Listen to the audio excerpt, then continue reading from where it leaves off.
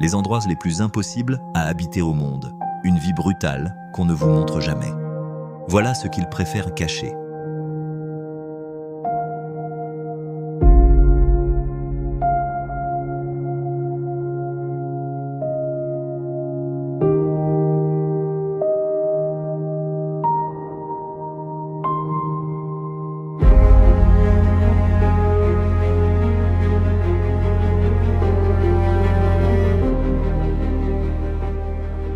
Si vous avez déjà regardé un documentaire sur le peuple Korowai, en Papouasie indonésienne, alors vous avez sûrement vu ces maisons incroyables suspendues à un seul arbre, à 45 mètres au-dessus de la jungle, plus haut qu'un immeuble de 10 étages.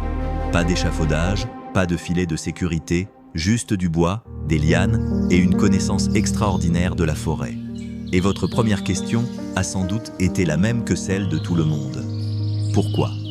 La réponse ancestrale est simple. Se protéger. Les Korowai construisaient leurs maisons si haut pour rester hors d'atteinte des clans ennemis, mais aussi pour se protéger des Kakua, des êtres redoutés dans leurs croyances, des sorciers maléfiques capables de prendre une apparence humaine et d'apporter des morts soudaines et inexpliquées. Vivre à 45 mètres du sol, c'est échapper aux nuées d'insectes, aux fièvres incessantes et à cette lente agonie que provoque le paludisme. Ici, la hauteur devient un remède. Mais la véritable histoire des Korowai ne parle pas seulement de hauteur, elle parle surtout du sagoutier. Tout leur univers tourne autour de cet arbre unique. L'amidon de son tronc constitue leur nourriture principale. Ses feuilles deviennent leur toit et son écorce sert de plancher. Puis, quand le sagoutier meurt et commence lentement à se décomposer, il devient le refuge idéal des larves de sagou, de grosses larves blanches de scarabées que les Korowai considèrent comme l'un des mets les plus précieux de leur culture. Riches en protéines, elles offrent une texture crémeuse qui fond délicatement au feu. Leur architecture, leur alimentation, leur spiritualité, tout prend racine dans le même arbre. Pour les Korowai, le sagoutier est bien plus qu'une simple source de nourriture. Il est le socle même de toute leur civilisation. Pourtant, beaucoup de ces maisons perchées à des hauteurs vertigineuses, que l'on voit aujourd'hui à la télévision, n'ont pas été construites pour que les Korowai y vivent. Elles ont été bâties pour les caméras. Des équipes de tournage étrangères les ont commandées. Et les Korowai, constructeurs d'un talent exceptionnel, les ont réalisées parce qu'on les payait pour cela. Aujourd'hui, la majorité de la communauté vit plutôt dans des villages au sol, encouragés par le gouvernement. Et vous, si vous rendiez visite aux Korowai, choisiriez-vous de dormir dans une cabane perchée ou au sol ? Écrivez 1 pour la cabane dans les arbres et 2 pour rester au sol. Comme toujours, le contenu de cette vidéo a été compilé et vérifié à partir de différentes sources. S'il manque certaines informations ou si quelque chose semble inexact, n'hésitez pas à laisser un commentaire pour partager votre avis avec nous. Merci infiniment. Maintenant, je veux vous emmener dans un endroit que certains scientifiques décrivent comme extraterrestre.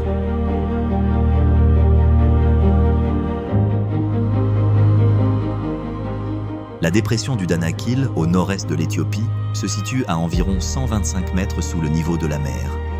C'est l'un des endroits les plus bas, les plus brûlants et les plus instables géologiquement de la planète. Ici, les températures dépassent souvent les 38 degrés Celsius et peuvent parfois grimper au-delà des 50 degrés. Le sol semble bouillonner, parsemé de bassins acides jaune néon et vert fluorescent. On y trouve des lacs de lave actifs et l'air est saturé d'odeurs de soufre. La NASA a étudié cet endroit comme référence pour imaginer à quoi pourrait ressembler la vie sur d'autres planètes. Et pourtant, le peuple Afar vit ici depuis des siècles. Cette chaleur extrême fait s'évaporer l'eau à une vitesse qui laisse derrière elle quelque chose d'extraordinairement précieux, de grandes plaques de sel pur. Chaque jour, les hommes Afar conduisent de leur caravane de chameaux, appelée les azalaïs, à travers ces étendues brûlantes pour extraire ces blocs de sel à la main. Ils les découpent en rectangles réguliers, appelés amolés, les chargent sur les chameaux, puis les transportent jusqu'au haut plateau et au marché des montagnes. Jusqu'au XXe siècle, le bloc de sel amolé n'était pas seulement une marchandise. En Éthiopie, il servait de monnaie officielle. Les Afars ne faisaient pas que survivre dans l'un des environnements les plus hostiles au monde. Ils y fabriquaient littéralement la richesse. Et puis, il y a leur code sacré de l'hospitalité. Le peuple Afar suit une loi sociale stricte appelée FEMA. Si vous êtes accueillis sur leur territoire, ils ont le devoir moral de partager leur eau avec vous, de vous nourrir et même de risquer leur vie pour vous protéger si nécessaire. Dans un endroit où l'eau est la ressource la plus précieuse qu'on puisse imaginer, où chaque goutte représente la survie, ils vous offriront la leur avant même de boire eux-mêmes. Et vous, si vous deviez passer une nuit ici, qu'est-ce qui vous effraierait le plus?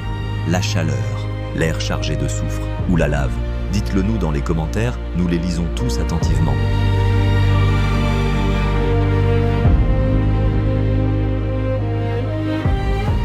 À 5100 mètres au-dessus du niveau de la mer, la Rinconada, dans les Andes péruviennes, détient le record de la plus haute ville habitée en permanence sur Terre.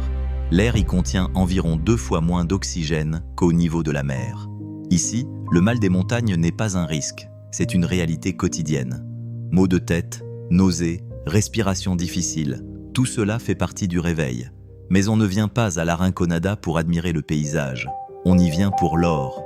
Sous la montagne glacée se cache l'un des plus importants gisements aurifères d'Amérique du Sud. Et le système utilisé par les mineurs pour l'extraire reste l'un des modèles économiques les plus brutaux encore pratiqués dans le monde aujourd'hui. Ici, cela s'appelle le système du cachoréo. Selon ce système, un mineur travaille 30 jours d'affilée dans les galeries sans recevoir le moindre salaire. 30 jours à respirer un air toxique, à travailler dans un froid obscur, en risquant les éboulements et l'empoisonnement au mercure, gratuitement. Puis, le 31e jour, il est autorisé à emporter autant de minerais bruts qu'il peut porter sur ses épaules et sortir avec.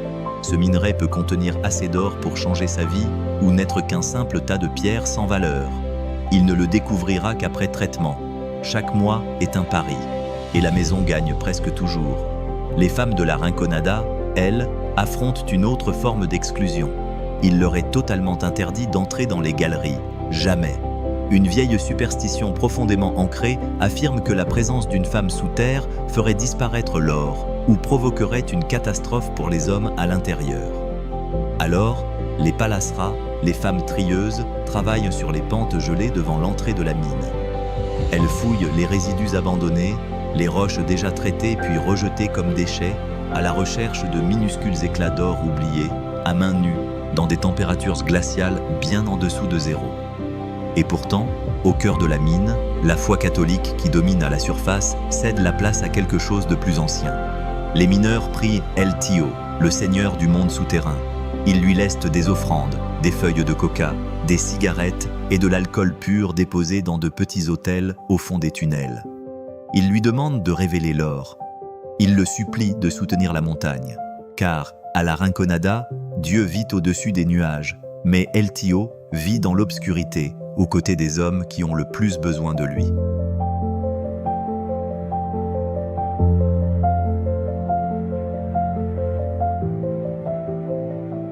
Le nom Oymyakon signifie approximativement l'eau qui ne gèle pas, une référence à une source thermale voisine qui reste liquide même au cœur de l'hiver. Moins 71 degrés Celsius. C'est plus froid que la surface de Mars par une journée ordinaire. À cette température, l'humidité de votre souffle gèle avant même de quitter votre bouche. Le métal devient cassant, le caoutchouc se brise, et si vous coupez le moteur de votre voiture, il se peut qu'elle ne redémarre jamais. Pourtant, en juillet, Oymyakon peut dépasser les 30 degrés Celsius. Le même village qui endure moins 71 degrés en hiver peut devenir réellement chaud en été. L'écart de température sur une seule année peut dépasser les 100 degrés Celsius. Aucun autre endroit habité en permanence sur Terre ne connaît un climat aussi extrême. Les habitants d'Oymyakon ne survivent pas à un seul extrême. Ils affrontent 2 extrêmes totalement opposés, année après année, sans répit. Leur alimentation est directement façonnée par le pergélisol, car cette terre gelée rend l'agriculture presque impossible. Le peuple yakouté de cette région a bâti sa culture culinaire sur ce que le froid conserve, plutôt que sur ce que la terre peut produire. Leur plat le plus emblématique s'appelle la stroganina, de longues et fines lamelles de poisson cru congelé, souvent du corégone ou de l'eau moule, taillées directement dans le poisson gelé, puis trempées dans du sel et du poivre. En bouche, cela fond presque comme une glace. Le froid ne les a jamais vaincus. Ils en ont fait une véritable cuisine.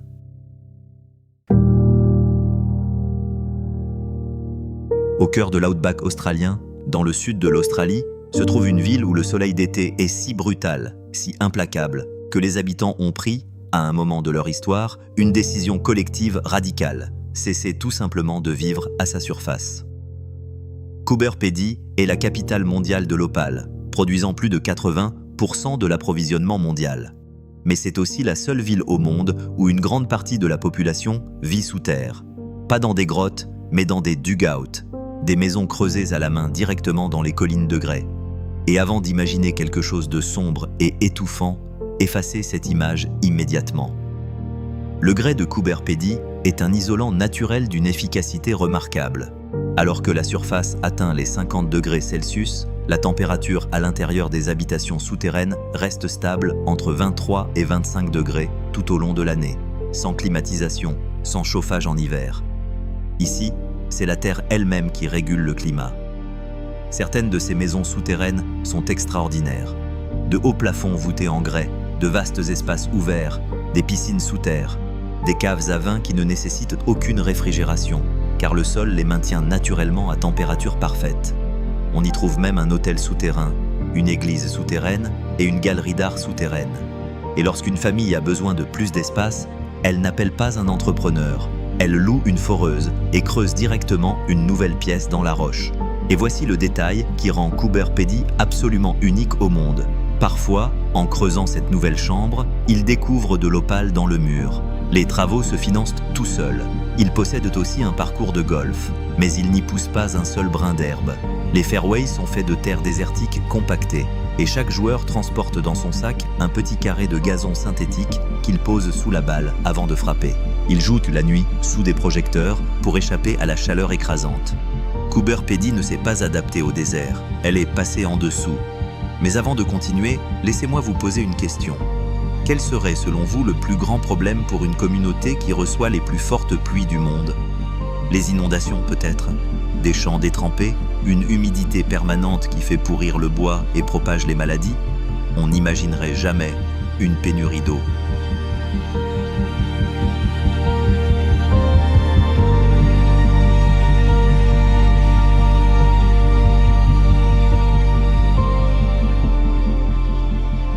Et pourtant, c'est exactement le paradoxe qui définit la vie à Mawsynram, un village de l'état du Meghalaya, dans le nord-est de l'Inde, officiellement reconnu par le Guinness World Records comme l'endroit le plus pluvieux au monde. Mawsynram reçoit en moyenne près de 12 mètres de pluie chaque année. Pour mettre cela en perspective, Londres reçoit environ 0,6 mètres par an. Mawsynram en reçoit 20 fois plus. Pendant la saison de la mousson, la pluie ne tombe pas, elle attaque. Les vents sont si puissants, si incessants, qu'un parapluie ordinaire devient inutile. En quelques secondes, il se retourne complètement, arraché par les rafales et détruit avant même que vous ayez traversé la rue. Alors les cassis de Mawsynram ont inventé quelque chose de bien plus ingénieux, le knup, une immense protection contre la pluie, en forme de carapace de tortue, fabriquée en bambou et en herbe séchée. On le porte sur la tête et il recouvre le dos et les épaules, protégeant tout le haut du corps comme un toit portable. Son design est aérodynamique, laissant le vent glisser autour au lieu de s'y engouffrer. Et comme il repose sur le corps plutôt que d'être tenu à la main, les deux mains restent entièrement libres. Un fermier peut planter du riz sous une pluie torrentielle. Une femme peut transporter ses marchandises au marché. Un enfant peut marcher jusqu'à l'école. Tous complètement protégés, tout en gardant les mains libres pour travailler. C'est l'un des exemples les plus élégants de design fonctionnel créé par une culture humaine. Et pourtant, presque personne en dehors du Meghalaya n'en a entendu parler. Malgré près de 12 mètres de pluie par an, Mawsynram souffre de graves pénuries d'eau à chaque saison sèche. Dès le mois de décembre, les robinets se tarissent, les rivières rétrécissent et la communauté peine à trouver de l'eau potable. La raison vient du terrain lui-même. Les collines du Meghalaya sont abruptes, rocheuses et incapables de retenir l'eau. Quand la mousson arrive, la pluie ne pénètre presque pas le sol. Elle dévale les pentes à toute vitesse, avant de s'écouler directement vers les plaines du Bangladesh, loin en contrebas.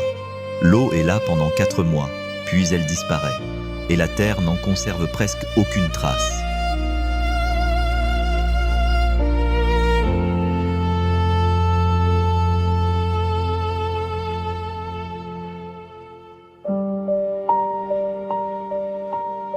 S'élevant au-dessus de la plaine de Phocide, au cœur de la Grèce centrale, se dressent d'immenses colonnes de grès, dont certaines dépassent les 400 mètres de hauteur.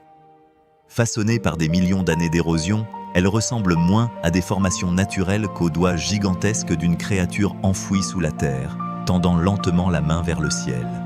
Et au sommet de ces piliers rocheux, semblant défier la gravité et toute logique, se trouvent des monastères. De véritables monastères encore en activité, avec chapelles, bibliothèques, cuisines et jardins, perchés sur des sommets si étroits et si élevés que les nuages passent parfois sous leurs murs. Les bus touristiques visitent les 6 grands monastères encore actifs aujourd'hui. Ils sont magnifiques, mais ils ne racontent qu'une partie de l'histoire. Si vous observez attentivement les falaises abruptes situées sous les grands monastères, vous remarquerez quelque chose que la plupart des visiteurs ne voient jamais.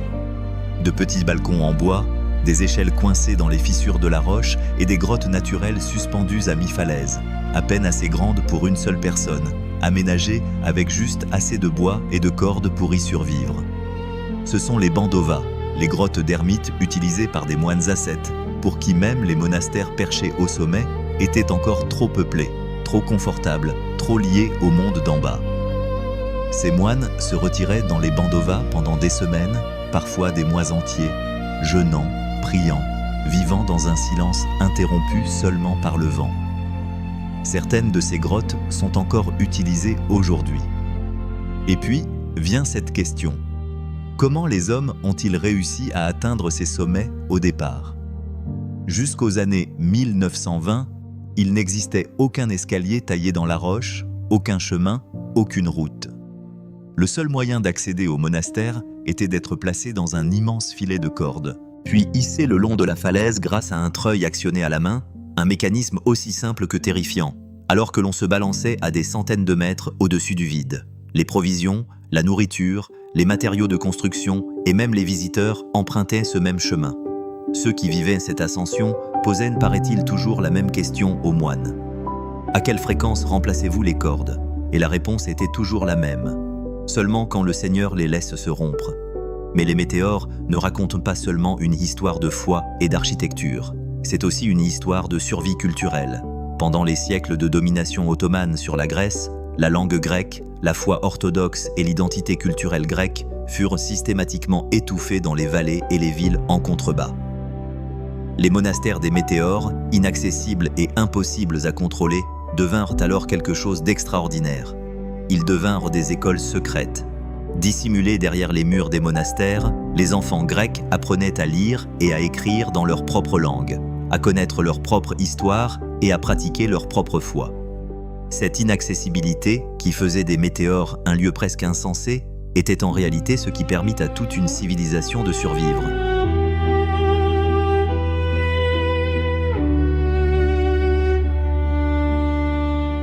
L'Éthiopie apparaît 2 fois dans cette liste et elle le mérite amplement. La plupart des gens qui connaissent Lalibela la voient comme une merveille archéologique. 11 églises taillées non pas dans des blocs de pierre, mais directement vers le bas, dans la roche vivante du plateau éthiopien. Certaines ont plus de 800 ans et elles tiennent encore debout, toujours solides, toujours utilisées chaque jour sans interruption. Mais ce que les photographies ne peuvent pas montrer, c'est ce que l'on ressent en passant de l'une à l'autre. Les 11 églises de Lalibela sont reliées par un réseau de tranchées et de tunnels souterrains creusés dans la roche. Certains de ces passages sont assez larges pour que 2 personnes marchent de côte à côte. D'autres se resserrent jusqu'à la largeur d'un seul corps. Et le plus célèbre d'entre eux, le tunnel reliant Beta Gabriel Raphaël à Beta Mercurios, est plongé dans une obscurité totale. Aucune lumière n'y pénètre.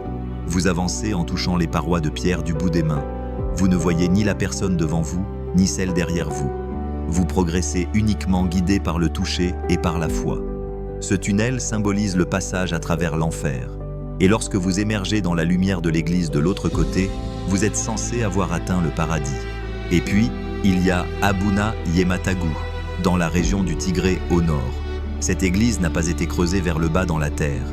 Elle a été taillée horizontalement dans une falaise verticale à environ 2500 mètres d'altitude. On ne peut y accéder qu'en escaladant une paroi presque verticale, sans corde, sans prise taillée dans la roche et sans le moindre équipement de sécurité. L'approche finale consiste à traverser une étroite corniche rocheuse au-dessus d'un vide de plusieurs centaines de mètres. Chaque dimanche, les fidèles empruntent ce chemin. des hommes et des femmes âgées, des mères portant leurs nourrissons sur le dos, et même des enfants qui effectuent cette ascension depuis avant d'être assez grands pour comprendre ce qu'est une église. Ils le font pieds nus, car on retire ses chaussures avant d'entrer dans un lieu sacré. Et ici, le lieu sacré commence au pied de la falaise. Quand on leur parle du danger, les prêtres d'Abuna Yematagu donnent une réponse inchangée depuis des siècles. Si votre foi est assez forte, Dieu vous maintient à la roche. Et si vous tombez, c'est que vous avez douté.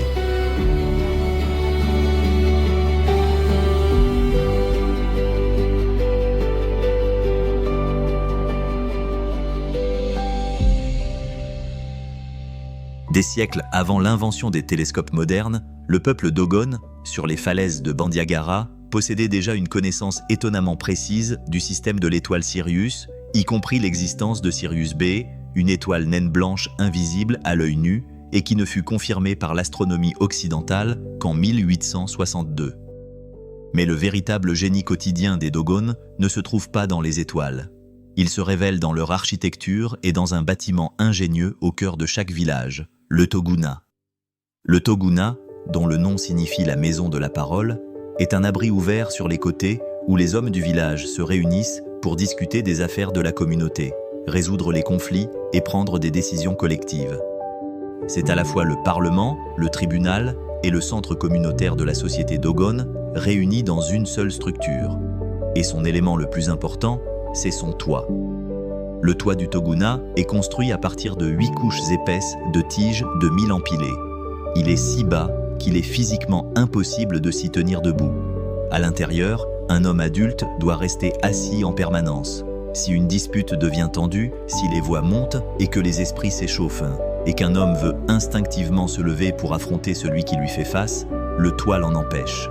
Il se cogne la tête et se retrouve forcé de se rasseoir. L'architecture elle-même impose le calme. Les Dogon ont intégré la résolution des conflits dans la hauteur même du plafond de leur maison de réunion. Leurs greniers suivent eux aussi une logique sociale raffinée. Les hommes et les femmes possèdent des greniers totalement séparés. Le grenier de l'homme contient les réserves de céréales de la famille, la nourriture qui permettra à tous de traverser la saison sèche. Mais le grenier de la femme lui appartient entièrement. Il renferme ses biens personnels, ses bijoux, ses objets de commerce et ses économies. Un mari n'a pas le droit de regarder dans le grenier de son épouse sans son autorisation explicite. Dans une société sans banque, sans contrat juridique et sans institutions financières officielles, le grenier de la femme représente sa liberté économique, protégée par une règle sociale que tout le monde respecte sans exception.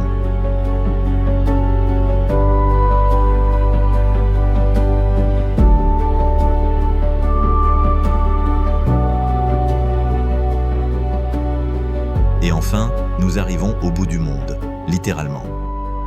Tristan d'Acunha est un territoire britannique d'outre-mer perdu au milieu de l'Atlantique Sud. À peu près à mi-chemin entre l'Afrique du Sud et l'Amérique du Sud, cet archipel est l'endroit habité en permanence le plus isolé de toute la planète. La terre peuplée la plus proche, c'est Sainte-Hélène, l'île où Napoléon fut exilé, et elle se trouve encore à plus de 2400 km. Il n'existe aucun aéroport sur Tristan d'Acunha.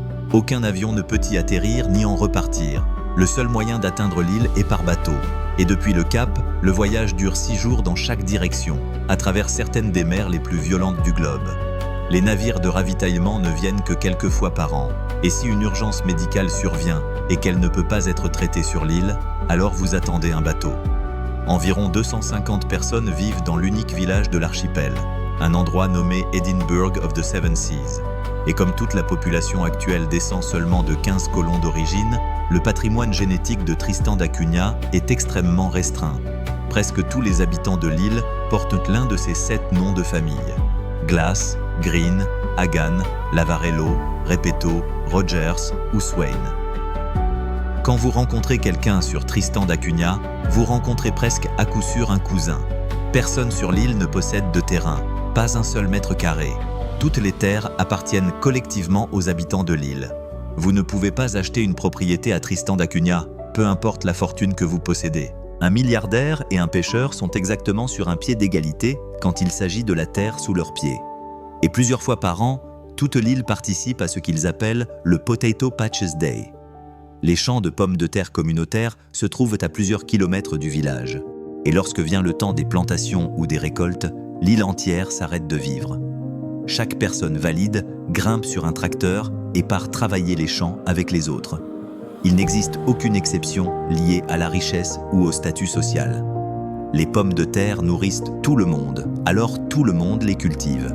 Dans la communauté la plus isolée de la planète, la réponse à la survie n'a jamais été la compétition. C'était l'élimination totale de celle-ci. Alors, nous y voilà. 10 lieux, 10 communautés, 10 réponses totalement différentes à une seule et même question fondamentale, celle à laquelle chaque être humain, depuis le début de l'humanité, a dû répondre un jour.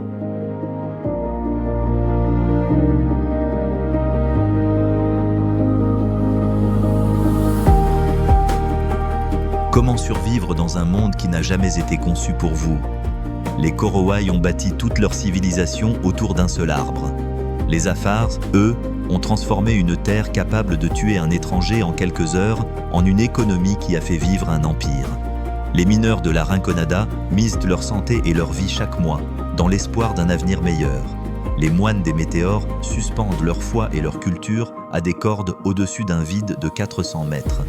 Les habitants de Tristan da Cunha ont décidé ensemble que la seule façon de survivre dans l'endroit habité le plus isolé de la planète, c'était de veiller à ce que personne ne possède plus de cette terre qu'un autre. Nous dépensons une énergie immense à rendre le monde plus confortable, plus prévisible, plus contrôlé, et il n'y a rien de mal à cela. Mais lorsqu'on observe les communautés de cette vidéo, celles qui ont bâti leur culture autour d'un désert de sel, d'une rivière gelée, d'une falaise vertigineuse ou de champs de pommes de terre communautaires, on réalise quelque chose. La brutalité de leur environnement n'a jamais diminué leur humanité. Dans bien des cas, elle l'a intensifiée. Elle les a forcés à inventer des codes d'hospitalité, des systèmes d'équité et des formes de beauté que des conditions plus douces n'auraient jamais exigées. Alors, la véritable question n'est pas de savoir comment ils survivent dans des lieux extrêmes. La vraie question, c'est ce que nous avons perdu sans bruit, en rendant notre propre monde si facile à habiter. Si cette vidéo vous a fait voir le monde autrement, laissez un commentaire et dites-moi lequel de ces 10 endroits vous a le plus surpris. Et n'oubliez pas de vous abonner, d'activer la cloche des notifications pour ne pas manquer notre prochaine aventure. Merci infiniment d'avoir passé ce moment avec nous. J'espère sincèrement que cela vous a plu. Votre soutien compte énormément pour nous. Je vous souhaite le meilleur pour la suite.